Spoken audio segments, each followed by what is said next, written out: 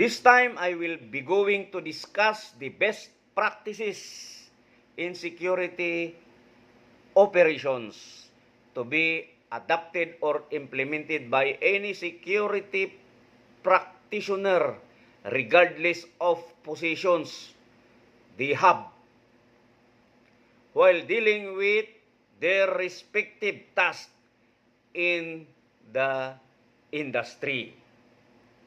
And guys, this is according to my own experience, no? Ito yung ibabahagi natin. Alam natin, no, na mabilis ang pag-unlad ng industriya ng kagwardyahan. 'Di ba?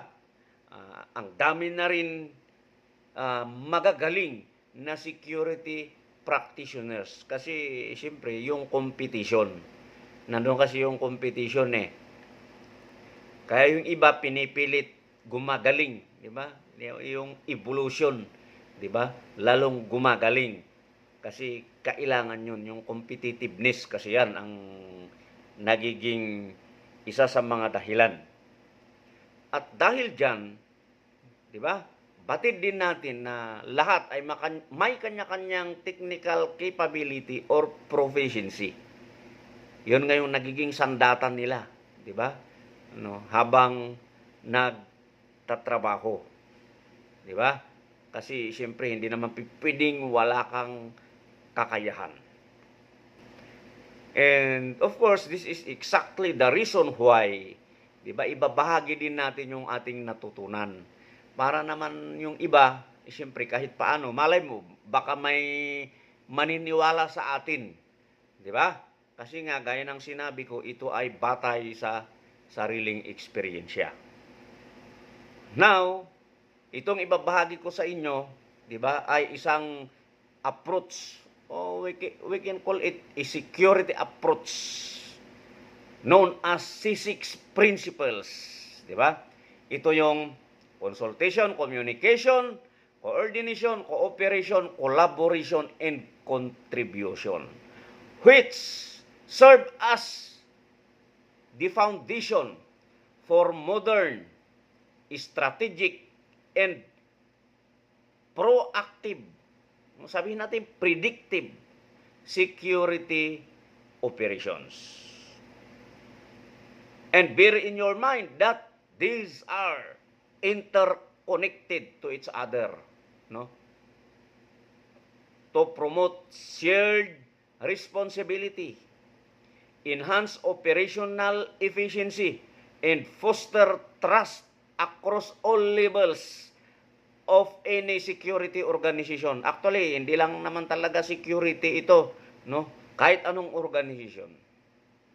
And by consistently applying this C6 framework or principles, security personnel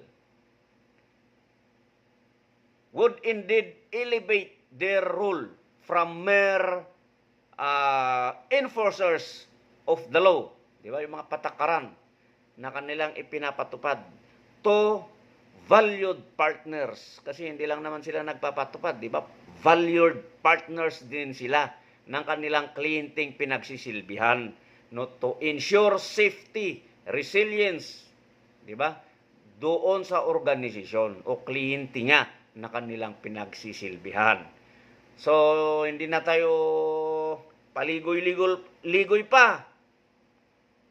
Unahin na natin tatalakay yung isa, which is consultation. Consultation. Ayan.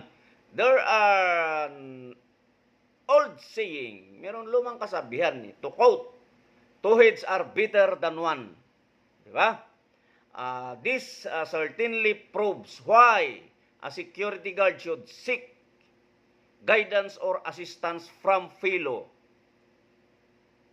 guards or co-guards. At hindi lang yun, di ba? From their supervisors, managers, or any authorized personnel from the agency na kanilang employer, di ba? And client or company na kanilang pinagsisilbihan. Actually, ang principle na ito, itong consultation is a skill. Di ba? Napaka-importante kasi ito, kaya sinasabi natin skill. At ito, di ba, maraming security guard na ayaw o natatakot magtanong. Simple lang yan eh. Yung iba sinasabi, nandyan si Miss Magta. No, just ask. Ask your body. Ask your superior. Pero yung iba kasi, resistance yung iba. No? Because they are assuming for embarrassment, 'di ba? Or fear of being mocked, 'di ba? By their co-guards, 'di ba? Kakantsawan silang bubo o walang alam. Kaya yung iba talaga medyo hesitate sila, nag-aalanganin na magtanong. Nahihiya, 'di ba? Yung iba naman, of course, they are thinking na maari silang mareprimand o maparusahan ng kanilang mga supervisor for knowing or for not knowing something or for knowing nothing. Pag wala silang alam, natatakot sila. Kaya minamabuti nilang huwag magtanong which is not supposed to be, no?